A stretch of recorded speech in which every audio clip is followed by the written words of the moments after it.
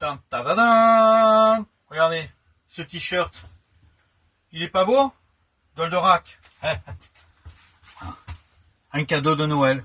Papa Noël a été généreux, vous voyez. Goldorak. Il est magnifique, hein? Regardez. Il est superbe. Aujourd'hui, nous allons parler de ces deux Mad Movies. Et nous allons parler aussi des films musicaux en DVD. Première partie, parce que la deuxième partie, ça sera vendredi prochain. Et je vais vous montrer aussi ma petite collection de 45 tours de bande originale de films. Mais la première partie, parce qu'il y en a tellement. Et la semaine prochaine, je vous montrerai la deuxième partie. Allez, on y va. Bienvenue à tous sur Mad Cine Records.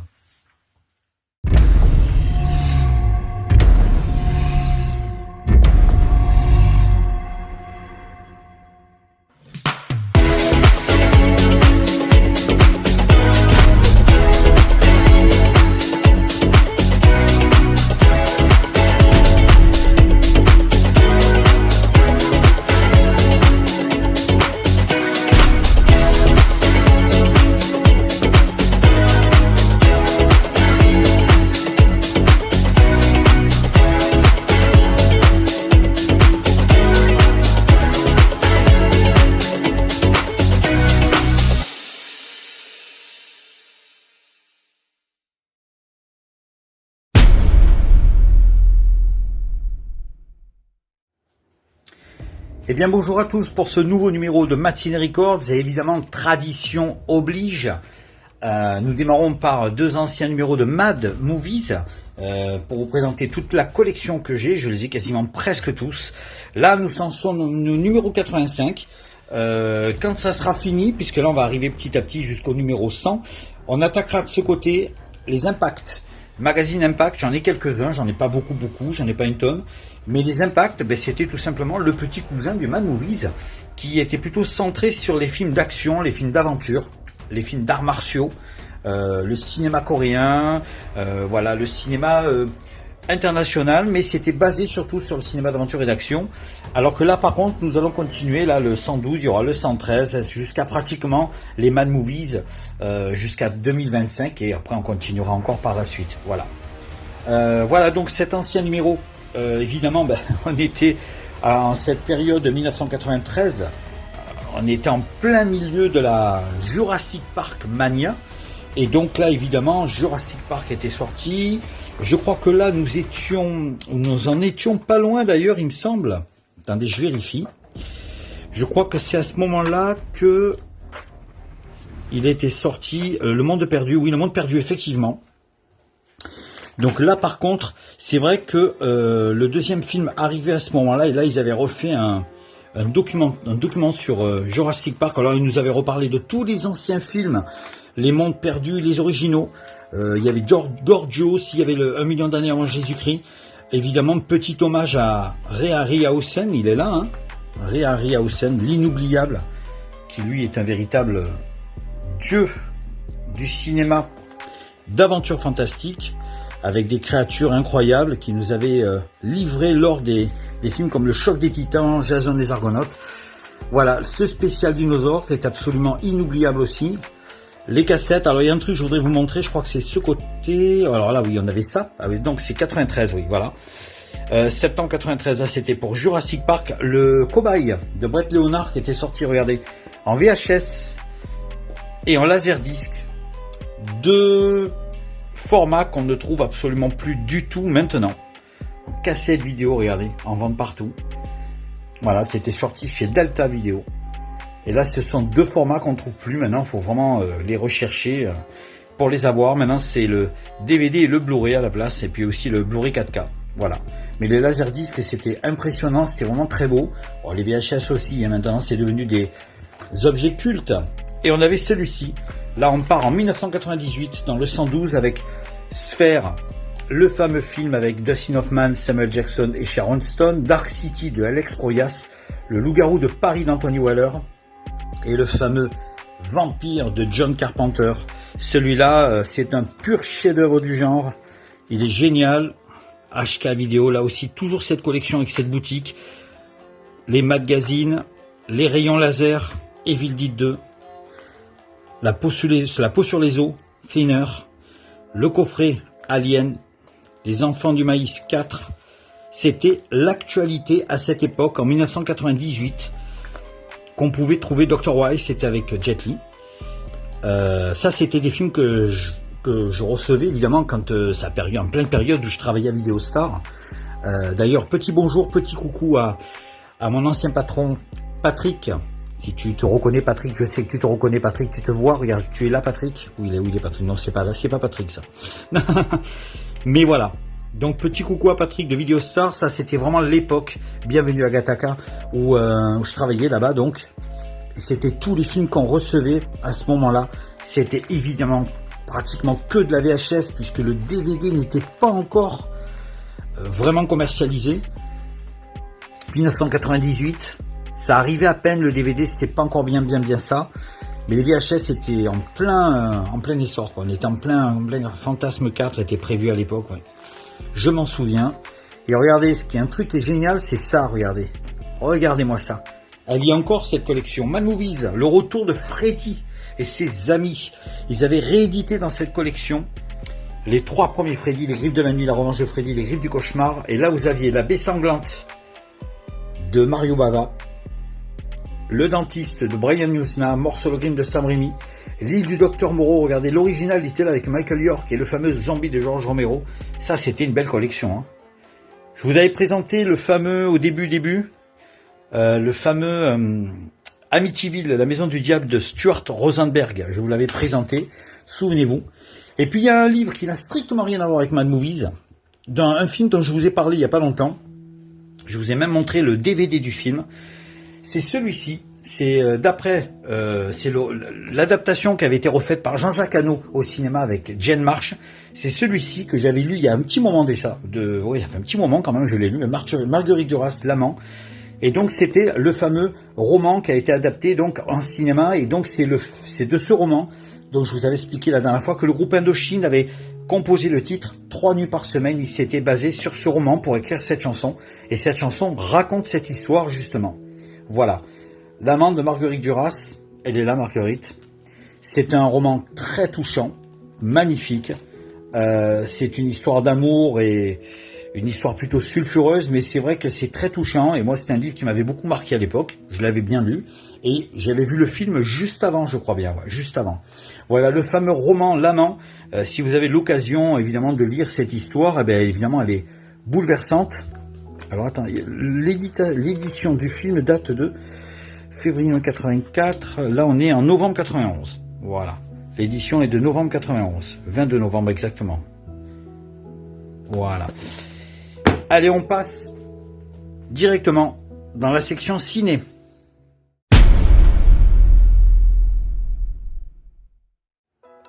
Et pour cette section ciné, je vais vous montrer la première partie en DVD, même en Blu-ray, hein, de mes films, tout ce qui est basé sur les films musicaux, les comédies musicales. Alors les biopics, ça sera plutôt vers la deuxième partie. Il y a quelques biopics, bien évidemment, mais ça sera surtout dans la deuxième partie.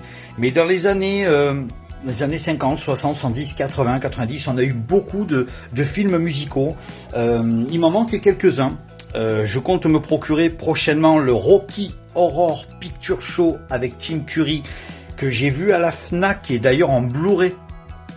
Et je compte me le prendre, je vous le montrerai. Je vous le montrerai dès que je l'aurai, c'est promis. Voici le grand classique des films musicaux. Je crois que là, on peut pas, j'allais dire on peut pas faire mieux, mais celui-là est absolument merveilleux. Le superbe Magicien d'Oz avec Judy Garland. Je l'ai 2 fois, oui, son édition boîtier, le boîtier normal, le boîtier classique, tout simplement, avec sa jaquette.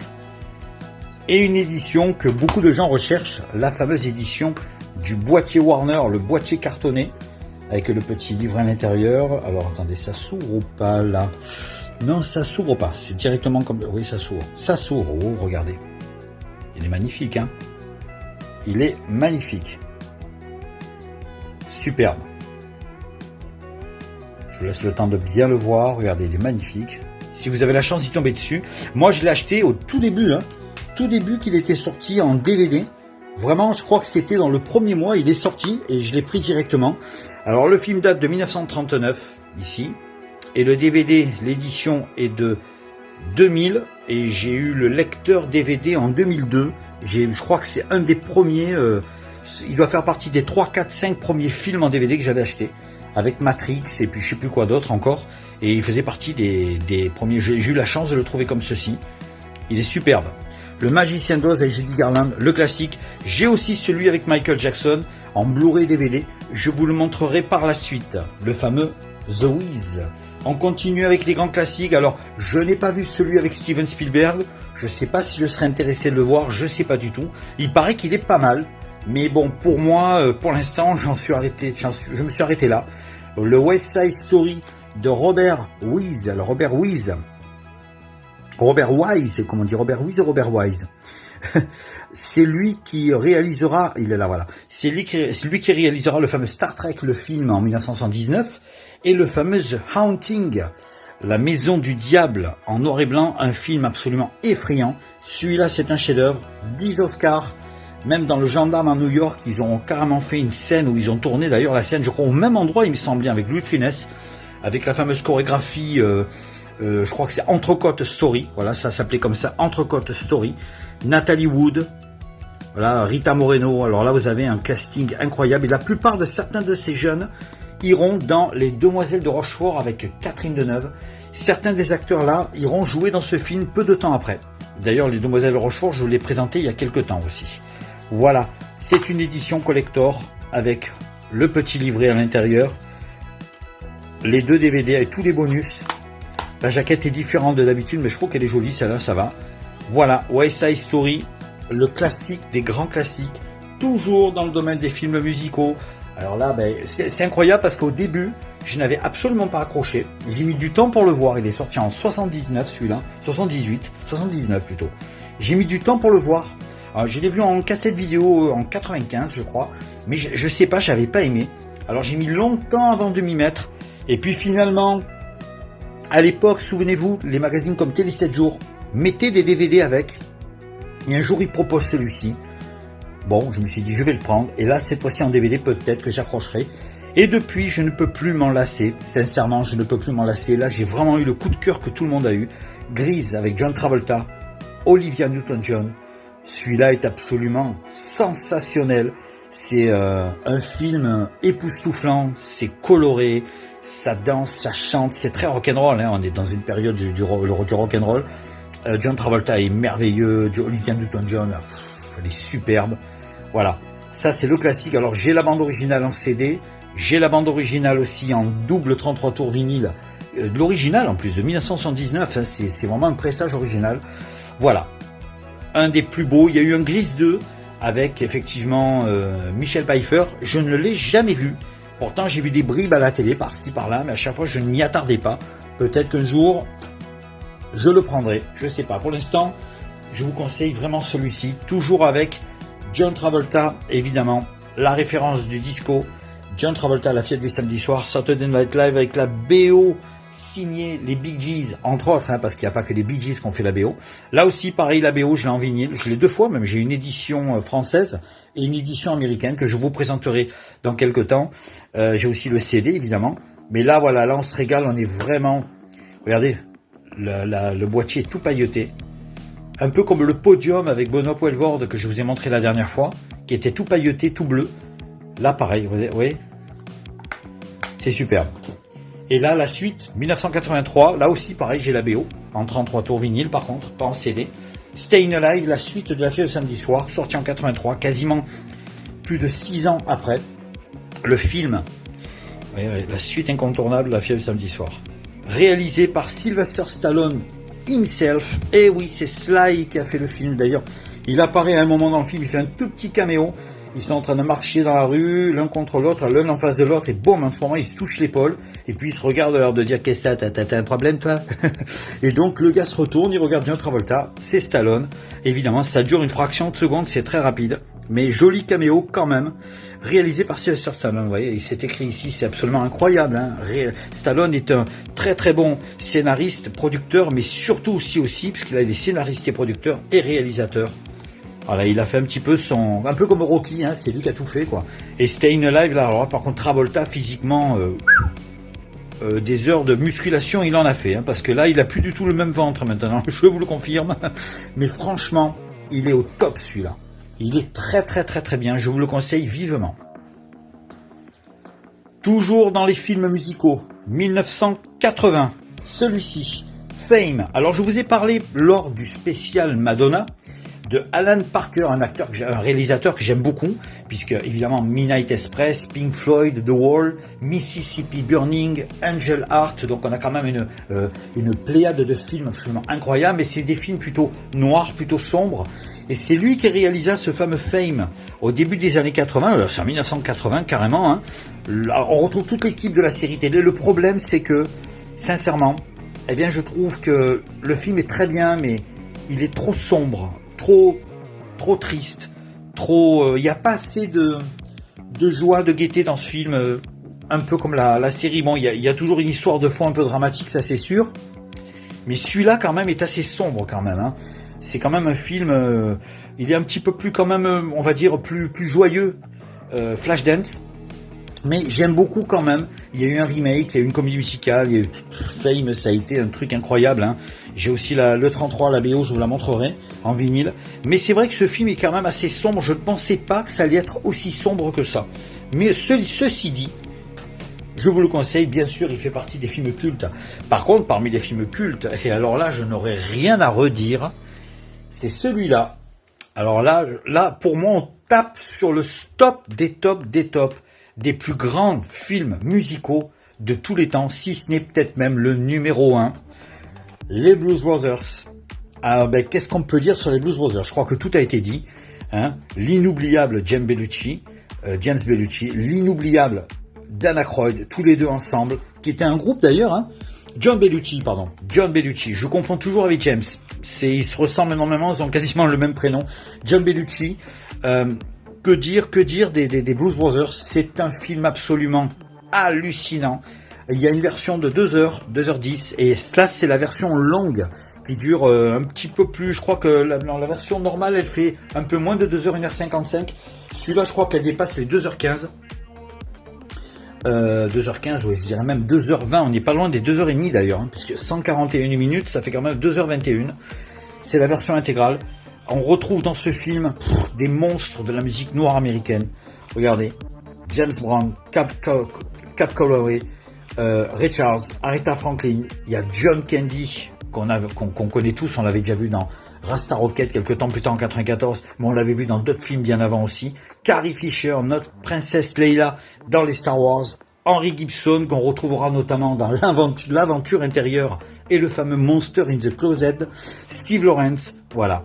La BO, c'est un pur bonheur. En plus, j'adore, moi, tout ce qui est rock, country, tout ce qui est rock and roll, tout ce qui est blues, tout ce qui est un petit peu jazzy, mais surtout blues. J'adore ça.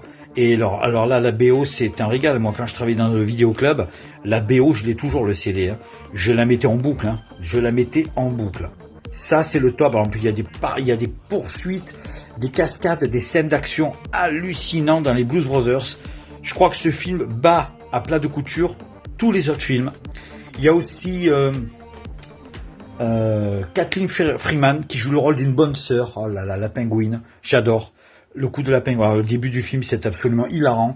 Voilà, les Blues Brothers, ça c'est le summum, le chef-d'œuvre de la musique, du film musical qu'il faut absolument posséder chez soi. On continue avec celui-ci en 1983. Adrian Lyne, le réalisateur de 9 semaines et demie avec Mickey Rourke et Kim Basinger. Il y a aussi l'échelle de Jacob et tout, avec Tim Robbins notamment. Il y a Proposition indécente, notamment avec Robert Redford, Demi Moore et Woody Harrelson. Voilà, le fameux Flashdance avec Jennifer Beals, magnifique Jennifer Beals. Je croyais au départ que c'était elle qui chantait la chanson What a Feeling. Je croyais que c'était elle, Irene Cara, parce elle est sur la pochette du 45 tours, mais pas du tout. Et non, pas du tout. C'est l'actrice du film, c'est Jennifer Beals, qui est sur l'affiche du film. Voilà. Un film merveilleux, hein, Michael Nouri, qu'on reverra dans The Hayden de Jack Shoulder en 1988. Il y a Belinda Bauer dedans. Il y a une flopée d'acteurs et d'actrices. La musique est entièrement signée un certain monsieur Giorgio Moroder, la crème des crèmes au niveau des musiques de films à l'époque. puisque c'est lui qui avait fait la musique de Metropolis, entre autres, Scarface, Midnight Express, bref, il en a fait un paquet, l'histoire sans fin notamment, Flashdance. Alors peut-être il y a un truc qui me plaît un peu moins sur Flashdance par rapport à tous les autres films, ben, c'est les danses, les scènes de danse. Malheureusement, ce n'est pas Jennifer Beals qui danse, c'est une doublure. Mais ceci dit, on essaie d'oublier ça, mais bon voilà, je vous l'ai dit trop tard.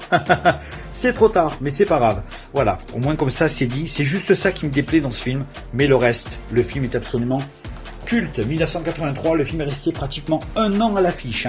Un an à l'affiche, vous imaginez. 12 mois après, il y a encore Flashdance à l'affiche alors qu'il était sorti en location, en cassette vidéo et ensuite à la vente, et qui passait sur Canal+ peu de temps après. Le fameux film de Francesco Rossi, de Georges Bizet, le Carmen, l'opéra de Carmen, adapté au cinéma avec Placido Domingo et Julia Migenes-Johnson. Ça c'est merveilleux. J'ai aussi l'opéra en DVD avec Placido Domingo justement, et le vrai opéra qui avait été tourné en 1978 dans un opéra en Italie. Je vous montrerai un jour le DVD, mais ça c'est le film, donc ça avait été réadapté au cinéma, et ça c'est l'affiche cinéma qu'on pouvait voir dans tous les cinémas à l'époque, entre fin 83 et début d'année 1984. Voilà, ça a été un beau succès ça aussi. Un opéra totalement, mais c'est pas un opéra où on voit les gens sur scène.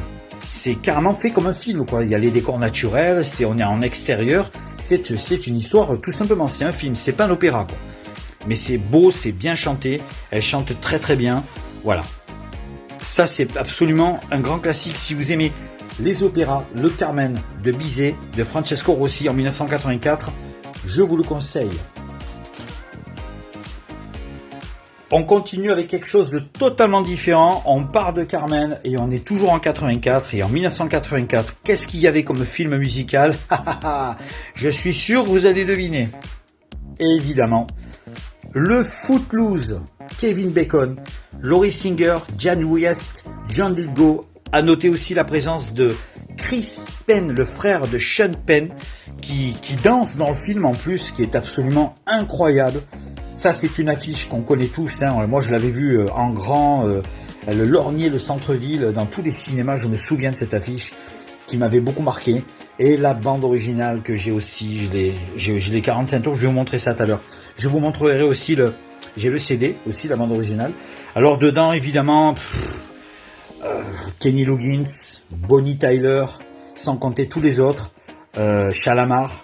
La bande originale est absolument incroyable. Le film, là oui, par contre, c'est génial parce que contrairement à Flashdance, c'est eux qui dansent vraiment. Le film est à fond, quoi. Je veux dire, là, on est vraiment dans un pur film des années 80. Mais alors, quel régal! Il y a eu Kevin Bacon qui a refait une espèce de chorégraphie à côté de chez lui. Des fans étaient venus justement pour fêter les 40 ans en 2024 de Footloose. Il avait rendu hommage au film.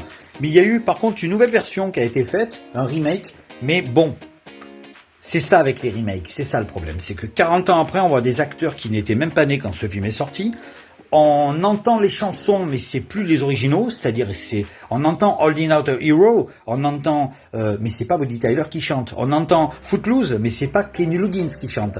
Donc c'est une pâle copie en fait. C'est ça, mais c'est pas ça en fait. C'est plus les mêmes acteurs, ça a plus le même charme. En plus, quand les mecs qui dansent, ils veulent faire du breakdance et tout, bon, c'est génial. Mais ça a été fait dans les années 2020. À l'époque, en 84, quand les mecs là à un moment dansaient du breakdance dans les chorégraphies finales. C'était à l'époque où le breakdance était en plein succès. Le smurf, le breakdance, le hip-hop, c'était là où justement tous les jeunes dansaient comme ça. Et voilà, c'est ce côté authentique qui fait que Footloose de 1984 reste la meilleure version, ça c'est sûr. Il y a celui-ci aussi, on la repart un petit peu dans l'opéra. Milos Forman, 8 Oscars. Amadeus de Milos Forman, alors celui-là aussi, très très beau film. En plus, Milos Forman venait de sortir peu de temps après de Vol au-dessus de Nid Coucou. Alors c'était en 75, certes, celui-là date de 1984, il y a 9 ans d'écart, mais quand même, il a quand même mis quelques années pour préparer ce film qui était quand même pas évident à faire. 8 Oscars, vous imaginez un petit peu. Voilà, ça a été un énorme succès. Le fameux Amadeus de Milos Forman, qui est un film culte à découvrir aussi. Et puis alors, bon, on ne peut pas parler des années 80 sans parler de je vais pousser cela. Allez, je vous les étale. L'édition simple, l'édition collector et le combo DVD Blu-ray. Quand on le touche, en plus, c'est un petit peu en velours, c'est super beau. Dirty Dancing de Émile Ardolino. Émile Ardolino qui réalisera 5 ans après ce film, en 87, c'est 87, en 1992, et c'est lui qui réalisera le fameux Sister Act avec Whoopi Goldberg, qui est un pur chef-d'œuvre. Sister Act, j'adore Sister Act. Malheureusement, Émile Ardolino décédera l'année d'après en 93, il mourra du sida malheureusement, mais il aura quand même tourné une belle palanquée de films, mais surtout dans sa discographie, il y aura 2 films qui auront vraiment marqué sa carrière de réalisateur. C'est Dirty Dancing en 87 et en France en 88, et le fameux Sister Act. Alors voici le film en édition simple, tel qu'il était sorti au départ. On pouvait le trouver dans plusieurs jaquettes différentes, mais là voilà, il avait été réédité encore. Et ça, c'était la première édition DVD, je crois. Alors, ensuite, il y a eu celle-ci en 2003, qui est une édition collector. En plus, regardez, ça brille. C'est super beau, hein, ça brille. Voilà, l'édition collector, où dedans, vous avez le film. Voilà, alors je les replace bien, parce qu'évidemment, ça bouge. Donc, évidemment, regardez. Hop, voilà. Regardez ça, magnifique, le petit coffret, là. Le premier DVD, c'est le film Dirty Dancing, remasterisé, c'est le même que celui-ci. Hein. Et là, vous avez, tenez-vous bien, pour ceux qui le cherchent, le fameux concert, The Concert Tour Dirty Dancing, le live Dirty Dancing qui était sorti en cassette vidéo, lui aussi à l'époque. Voilà, il est dedans. Le fameux concert enregistré en novembre 1988. J'adore la fresque, tout ça, là, c'est super joli au-dessus. Voilà, là il y a le fameux concert dedans, le fameux concert, vous voyez, acclamé sur scène entre 88 et 89, 38 villes autour du monde, c'est incroyable. Voilà, il y a le fameux concert dedans avec Eric Carmen, tout ça, ils sont tous là, quoi. Il y a Bill Medley qui chante The Time of My Life avec Jennifer Warnes, ils sont là. Il manque juste tous les deux n'y sont pas, Patrick Swayze, Jennifer Grey n'y sont pas, et il y a celui-ci qui est sorti, alors je crois qu'il y a eu l'édition aussi avec le Blu-ray simple qui était sorti. Dirty Dancing sorti chez ESC Distribution. C'était en 2018 pour fêter les 40 ans du film. Regardez, le film culte multigénérationnel revient dans une édition spéciale 30e anniversaire. C'était pour les 30 ans, pas pour les 40 ans, pardon. Voilà, avec les pastèques. Regardez, il est magnifique. Et puis quand on touche, il y a un côté un petit peu... on a l'impression de toucher un petit peu du velours. Vous savez, c'est une sorte de toucher un peu de velours. On dirait du velours. Voilà, l'intérieur est sublime. Voilà, ici vous avez le DVD, les photos, la carrière de chaque actrice. C'est cette jeune fille, justement, c'est elle. Voilà, Eleanor Bernstein, c'est elle qui est à l'origine de l'histoire de Dirty Dancing, puisque c'est son histoire que l'on vit. Voilà, inspirée de l'histoire vraie. C'est elle qui avait vécu exactement tout cela. Et de cette histoire, elle en a fait un roman qui a été adapté au cinéma. Eh oui. Bon, elle avait pas connu, il n'y avait pas Patrick Swayze à cette époque, hein, mais c'était en 1963. Voilà. Là, vous avez Matthew Broderick avec sa femme, donc à l'époque, sa compagne, Jennifer Grey, je crois que c'est sa femme. Hein. Le Kellersman Mountain House, c'est ici. Là, il y a tous les autres, la sortie du film avec... voilà, là, il y a le fameux numéro 2 qui était sorti, qui est absolument horrible. Frankie Previtt, qui est là justement par rapport à la chanson du film. Il reçoit de la part de la main de Misanilé 32 millions d'exemplaires dans le monde. L'album original de 87, vous imaginez 32 millions d'exemplaires. C'est quand même incroyable. Là, vous avez le plan de l'endroit de Kellersman Mountain House, là où justement le centre de vacances. Vous vous rendez compte un petit peu? Et là, vous avez les photos qui correspondent. Avec numérotation, des questions sur es-tu un vrai fan de Dirty Dancing? Donc vous avez tout un questionnaire sur le film, un quiz en fait, voilà, avec toutes les répliques connues. On ne laisse pas bébé dans un coin. Voilà, c'est écrit ici. Voilà. Et là vous avez, il est à l'envers, On va essayer de le remettre comme ça. Bon, on le touche pas pour l'instant, on le mettra tout à l'heure. Le fameux Blu-ray, il est là, regardez, regardez. Hop là, on le voit mieux. Voilà le fameux coffret de Dirty Dancing qui a été sorti en 2018. Et pour la section ciné, on termine avec ceci. Alors, ce n'est pas la suite de Dirty Dancing, mais avant son décès, quelques années avant son décès, je crois que c'était en 2004, et malheureusement, il nous a quittés en 2009, 5 ans avant, Patrick Swayze avait fait une comédie musicale, un film musical avec sa femme, Lisa Niemi. Ça s'appelle Une dernière danse, One Last Dance. Alors, c'est très beau, c'est très romantique, c'est très sombre comme film.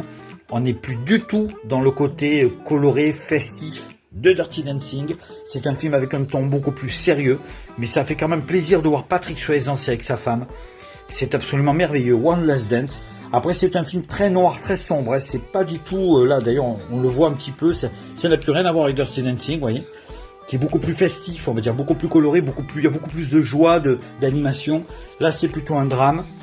Voilà, passion de la danse sublimée, voilà.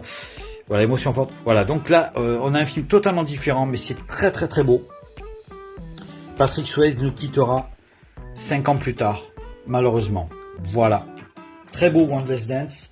Là, on est en 1987, juste après le succès de Dirty Dancing. Au même moment où Dirty Dancing était en train de cartonner un peu partout dans le monde, il y avait ce biopic que je vous conseille impérativement. J'ai le 33 tours du vrai Richie Valens. J'ai la BO en vinyle et je l'ai même en CD. Je vous les présenterai à l'occasion, les 45 tours de Los Lobos aussi. La Bamba, évidemment, avec Esse Morales et surtout Lou Diamond Phillips dans le rôle de l'inoubliable Richie Valens. Une carrière très courte qui a même pas duré un an, hein. Au bout de 11 mois, 10 mois de carrière, malheureusement, je crois qu'il avait quel âge, il avait 17 ans, je crois, 18 ans, 19 ans, je crois. Et voilà, à cause d'un stupide accident d'avion, sa carrière s'arrête. Mais il aura quand même tourné, il aura quand même réalisé, je crois, il y a 2 albums qui sont sortis en peu de temps. Et il a quand même sorti 3-4 tubes en un an, dont le fameux Come On Let's Go, Donna, La Bamba. Et ça aura très très bien marché pour lui. Malheureusement, c'était beaucoup trop court. Alors, dans les bandes originales du film, on retrouve aussi Carlos Santana, il est écrit ici. Mais dedans, il y a la regrettée Elisabeth Pena. Regrettée parce que malheureusement, elle nous a quittés il y a quelque temps. On a aussi Joe Pantoliano, alors Joe Pantoliano qui joue le rôle de son producteur, de son impresario. Bah, lui, vous le connaissez, hein, on l'a vu dans les Goonies. C'est celui qui cherche sa moumoute, planquez vos moumoutes dans les Goonies. C'est lui qu'on voit dans Bad Boys 2, Bad Boys 3. On le voit dans Band. À l'époque, c'est les frères Wachowski. Band avec Gina Gerson et puis Jennifer Tilly. Et puis il a joué aussi dans plein d'autres films. C'est une figure très connue. Il a joué dans Matrix, évidemment. Le premier Matrix, sur la jaquette, le gars tout chauve là, avec les lunettes de soleil, c'est lui, Joe Pantoliano. C'est un acteur remarquable. Il joue dans le film aussi. Voilà. La Bamba, que je vous conseille de voir si vous ne l'avez pas vu, c'est culte à mort. Il y a celui-ci, 1989, juste après le succès de La Bamba en 87 et Dirty Dancing en 87-88. 89 sort celui-ci qui arrivera chez nous pendant le courant du printemps 1990. Le superbe Cry Baby de John Waters, où ça révèle vraiment la carrière de Johnny Depp, qui avait fait quand même quelques temps avant, en 84, Les Griffes de la Nuit, le tout premier A Nightmare on Elm Street de Wes Craven, le premier Freddy, et qui a ensuite joué dans la fameuse série télé que l'on connaît tous. J'hésite maintenant, ça y est, je suis complètement 21 Jump Street, voilà, pardon. Voilà, j'allais dire autre chose, une autre série télé. Je la suivais pas trop cette série télé malheureusement, mais Cry Baby par contre là j'ai vraiment adoré. Et à partir de là il y aura Edward aux mains d'argent de Tim Burton. Alors là on ne présente pas Edward aux mains d'argent parce que celui-là on en a parlé des centaines de fois. C'est un pur chef-d'œuvre. Le 33 tours en vinyle d'Edward aux mains d'argent en plus est sorti il y a pas longtemps. Voilà. Alors dans ce fameux film de John Waters, évidemment il y a Emile Khan, il y a Susan Tyrrell, il y a Iggy Pop. Eh oui, l'iguane du rock, il est là Iggy Pop. Il joue dans le film, il est génial. Il y a Ricky Lane et il y a la fameuse Tracy Lords. Eh oui, elle est là, Tracy Lords. Ex-star du film, j'arrive pas à le dire, hein. Ex-star du film X dans les années 80. Et puis il y a aussi Polly Bergen. Bref, vous avez un casting incroyable. Cry Baby, Johnny Depp, ça c'est un régal. C'est un vrai régal. Et parmi les autres régals, pour terminer cette section, cette première partie, je vous montrerai la suite vendredi prochain. Je vous ai montré les CD des Doors. Là, voici maintenant les DVD. Alors là, vous avez d'un côté les performances des vrais Doors, avec le vrai Jim Morrison, c'est les vrais de vrais.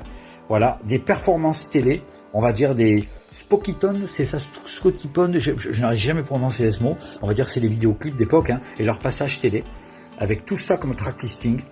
Et hop là, que ça soit pas trop flou. Voilà. Ça, c'est vraiment les passages télé des Doors.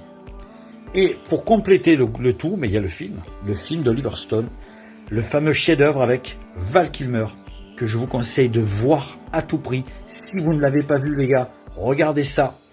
Regardez ce biopic. Val Kilmer est absolument merveilleux. C'est quasiment son plus grand rôle de tous les films qu'il a fait. Je sais s'il a fait quand même de très bons films aussi. Mais là on frise carrément, c'est carrément un chef-d'œuvre total. Il y a Kevin Dillon dedans, il y a Meg Ryan, il y a aussi Kyle MacLachlan, il y a aussi Frank Wallet.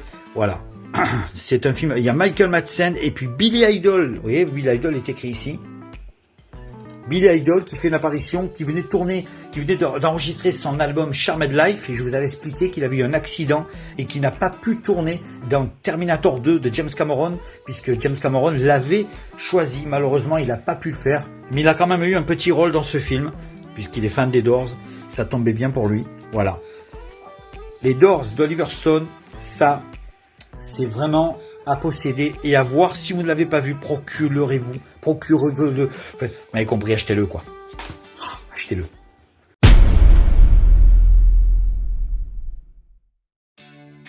Alors, je crois que c'est la première fois, bande originale de film, que je vous présente justement mes 45 tours vinyles. Ça sera les premiers 45 tours que je vais vous présenter, parce que j'en ai beaucoup. Pas que des bandes originales de films, hein, de toutes sortes. Mais là, on va attaquer ce petit carton là. On fera une partie, et la semaine prochaine, on fera la deuxième partie. On va le compléter ensemble avec des bandes originales de films. Voici le fameux West Side Story que je vous ai montré tout à l'heure, l'original, un 45 tours que j'ai retrouvé il y a quelques temps, alors qui a pas trop vieilli, ça va, il marche super bien, hein. La pochette un petit peu, vous voyez, mais c'est l'original. On retrouve dedans le fameux Maria, Tonight, America, I Feel Brady. 4 morceaux très connus, absolument incroyables. C'est vraiment un cas, ça tient pas, je le savais que ça tenait pas, mais c'est pas grave, on va essayer de le mettre comme ça. Hop là, voilà, ça y est, il va pas tenir, ça va arriver tout doucement. Je le mets comme ça, et on les met un derrière l'autre, justement. Celui-ci, les Canons de Navarone avec Gregory Peck, David Niven, Anthony Quinn. Là, vous avez un grand chef-d'œuvre du film de guerre. Là, pareil, je l'avais trouvé dans un Cultura à 50 centimes. Vous vous rendez compte? Regardez. Les Canons de Navarone, absolument superbe. Alors là, pareil, c'est ce que je vais faire. Regardez ce que je vais faire. Je vais vous le mettre comme ça. Je pousse un peu ici et je le mets là. Et ensuite, après, on les posera dedans. Allez, c'est parti. Hop, le docteur Jivago de David Nin, le réalisateur de Lawrence d'Arabie. Là, pareil, chez MGM, ils sont beaux les macarons, hein. Magnifique. Avec évidemment Omar Sharif, superbe. Un film de absolument incroyable. Geraldine Chaplin, Julie Christie et Alec Guinness. Vous vous rendez compte, Alec Guinness, ça c'était avant son rôle de Obi-Wan Kenobi dans Star Wars, et la musique est signée Maurice Jarre, le papa de Jean-Michel Jarre. Oui, Jean-Michel Jarre, son papa. C'était bien lui. On continue avec celui-ci pour une poignée de dollars, qui est la suite de la trilogie. Enfin, c'est la trilogie, il y en a 3. Il y a non, c'est le premier. Pour une poignée de dollars, oui, c'est bien le premier. C'est le premier de la trilogie. C'est le tout premier, sorti chez RCA, Ennio Morricone. La bande originale du tout premier. Pour une poignée de dollars. Ensuite, il y a Et pour quelques dollars de plus, que je n'ai pas en 45 tours, mais par contre, j'ai le troisième, le fameux, le bon, la brute et le truand. United Artists Records. Regardez, ils sont beaux tous les trois, hein. Magnifique, hein. Clint Eastwood, Lee Van Cleef, Eli Wallach.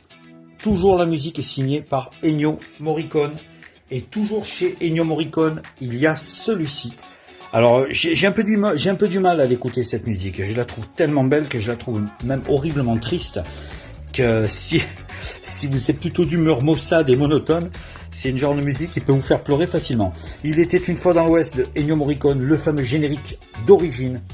Un chef-d'œuvre total, avec en face B, l'homme, vous voyez en bas, l'homme à l'harmonica, le fameux morceau où on voit Charles Bronson, incroyable. Celui-ci, la suite, il était une fois la révolution, toujours de Sergio Leone, toujours Ennio Morricone dans la BO, avec Rod Steiger, James Coburn, un western absolument fantastique. Un autre, on continue, Love Story, une musique signée par Francis Lai. Et évidemment, celui-là, Love Story, on a tous adoré ce film. Enfin, il y en a qui n'ont pas aimé, mais c'est vraiment un pur chef-d'œuvre dans le domaine de la comédie romantique. L'Arnaque avec Paul Newman et Robert Redford. The Sting, et oui, Sting, comme le chanteur, évidemment, c'est Sting en français, ça veut dire arnaque. Le macaron est super beau. Là aussi, pareil, la bande originale est absolument incroyable. Toujours dans les 45 tours, ce film érotique sorti dans les années 70. Billy Tiss avec une musique de Francis Lai. La musique est absolument grandiose, superbe. Là aussi, pareil, très très beau film. Il y a celui-ci aussi, Michael Field, Tubular Bells, 1972, la bande originale de L'Exorciste. Le macaron est très beau aussi, regardez. Voilà. Le fameux Tubular Bells, la bande originale de L'Exorciste, un morceau au piano ultra connu. Là, on part direct en 1977 et on retrouve la fête du samedi soir. Le 45 tours, sorti chez RCA à l'époque. RSA. Les Stayin' Alive, les Bee Gees, évidemment. Là, on est dans le domaine du classique et du disco, toujours avec les Bee Gees, You Should Be Dancing, ma préférée de tout l'album. Si vous voulez choisir une chanson des Bee Gees dans la bande originale du film, ça serait You Should Be Dancing surtout. J'aime beaucoup aussi Night Fever, How Deep Is Your Love, toujours la bande originale de la fête du samedi soir, les Bee Gees. Celui-là, ça a été un énorme tube, un slow absolument incroyable, que j'avais diffusé d'ailleurs, j'avais fait un spécial bande originale de film aussi, sur mon groupe Mad Ciné Records, puisqu'il y a le groupe Génération Mad Ciné Records sur Facebook. Voilà, et j'avais fait toute une panel de tubes comme ça des années 70-80 sur les bandes originales. Il y avait Grease aussi, le John Travolta, Olivia Newton-John. Il y a celui-ci. Il y a le deuxième, Summer Night, toujours chez RSA. Celui-ci pareil, le duo magnifique. Et il y a eu deux autres singles qui sont sortis de cette BO. Celui-ci, le fameux Crazy Lightning, incroyable. J'adore ce morceau. C'est un des morceaux les plus dingues de l'album. La voiture, elle est magnifique. Hein. Voilà. Et le morceau est super. Le macaron est très beau aussi, jaune et bleu.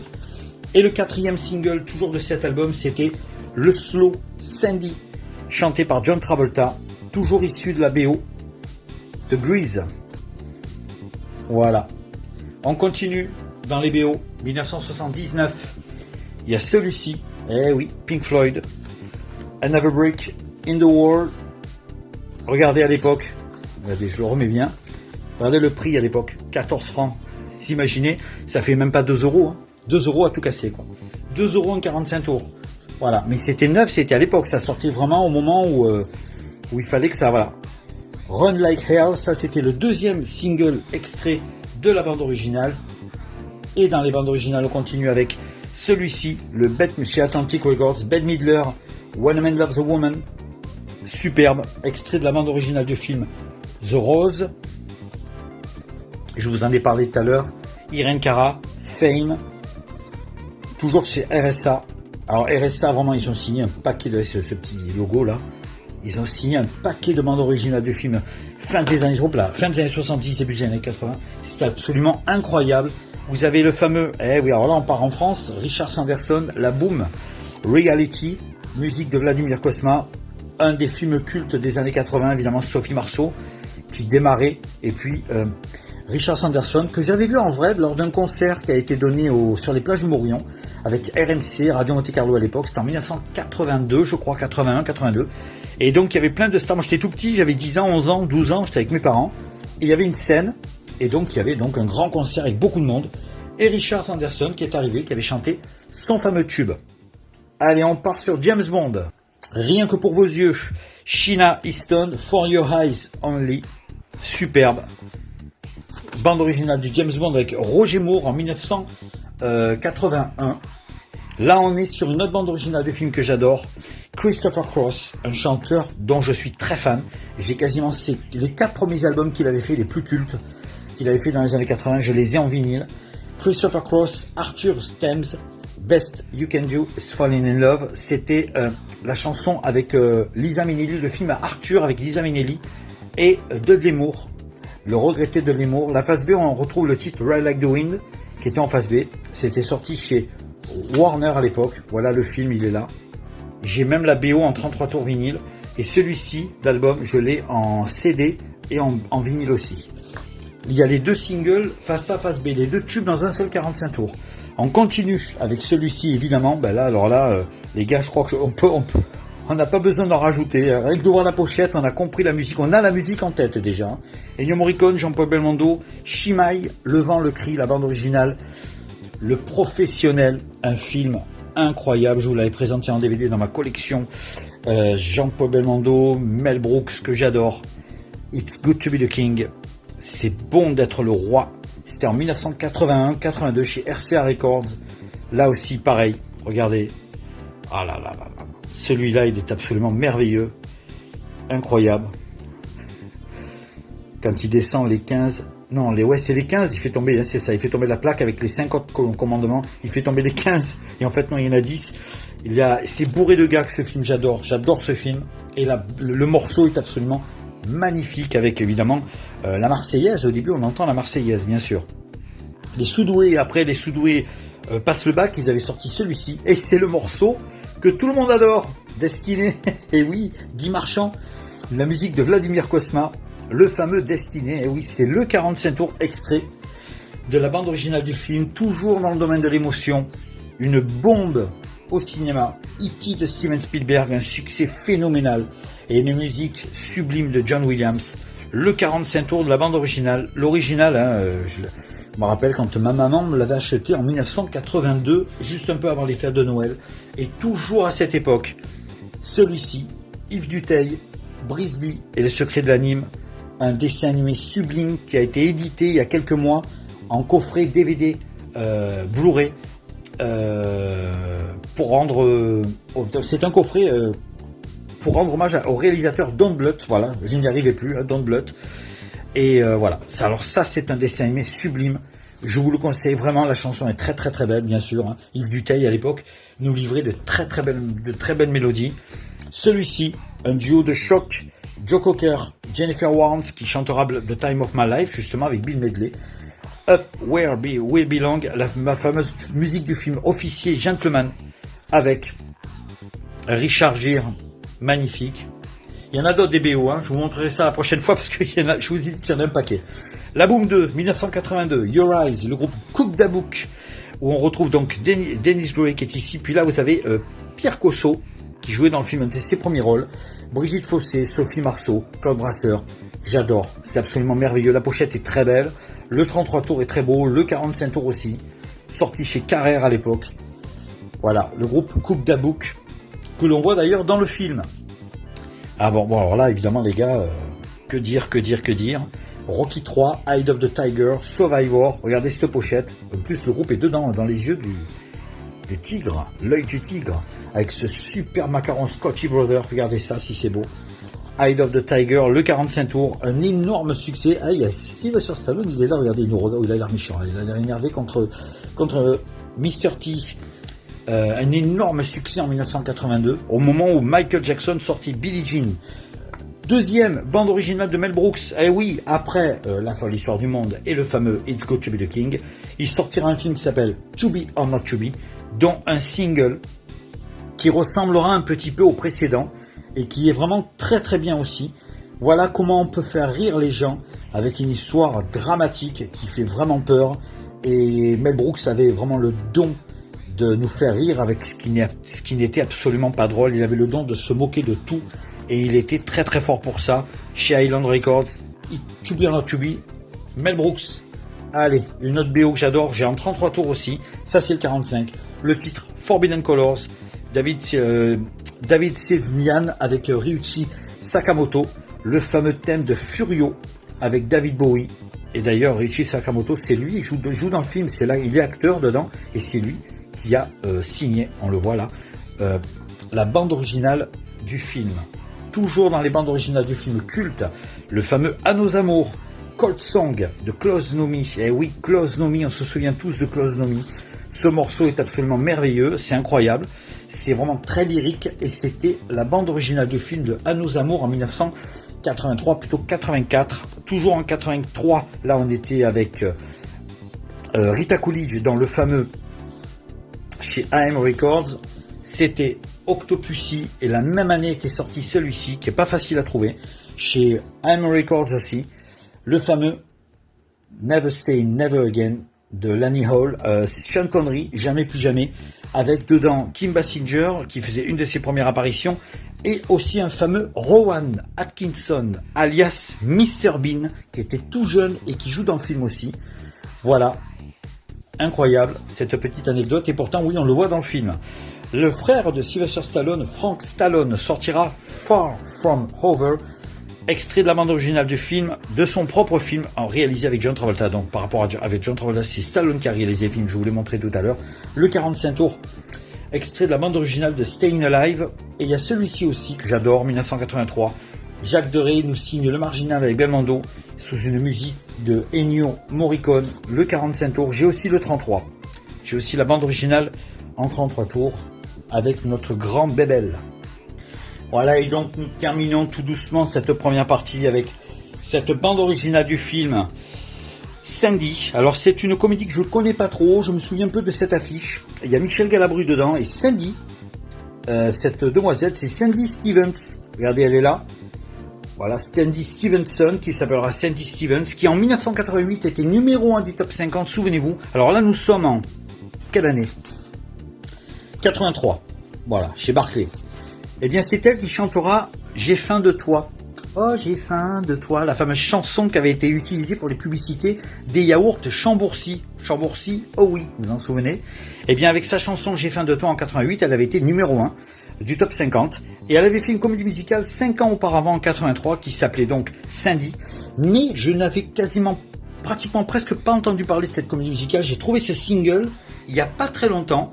Et en réécoutant le morceau, je me suis dit, oui, c'est vrai, je me rappelais un petit peu, mais c'était un petit peu tombé dans l'oubli. Il y a Michel Galabru qui joue dans le film, qui joue, oui, dans cette comédie.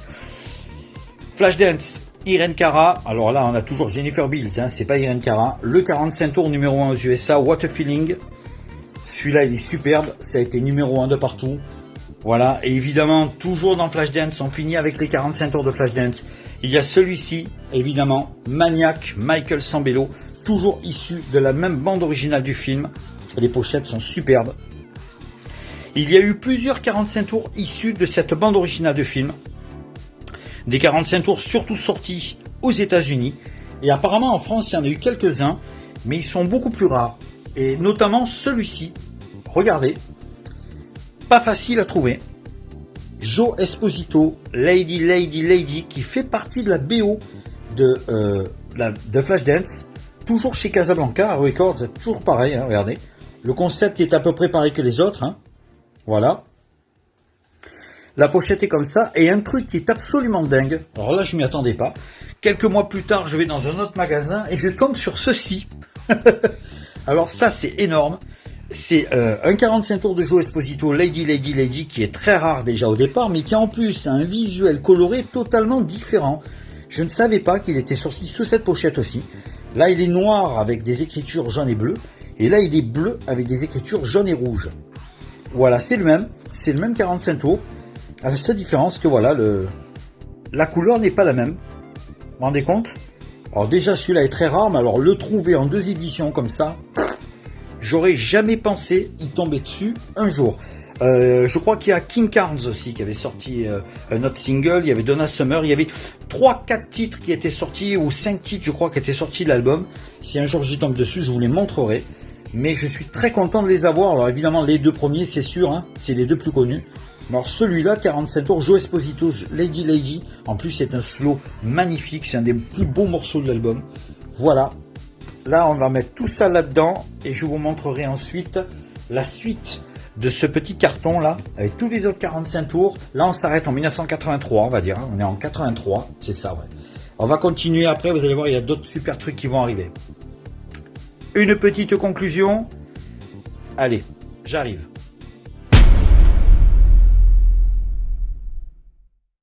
Et voilà, j'espère que cette petite vidéo vous a plu. C'est l'hiver, il fait froid. Bon, à la maison, t-shirt, hein, parce que bon, on est bien chauffé quand même, 23, 24, 25 degrés. Super, ça va, c'est nickel. Et puis pour se réchauffer en plein hiver, il faut faire quelque chose faut mettre quelque chose de chaud quand même, un petit peu, quand même, parce qu'il rapproche un peu les gens. Un petit Blu-ray de Dirty Dancing, ça va faire du bien, ça. Ah ouais, Patrick Swayze, Jennifer Grey, ça c'est le grand classique de la comédie du film musical des années 80. Quant à moi, je vous donne rendez-vous vendredi prochain pour la suite de ce que je vous ai montré à 20 h. Salut les mads!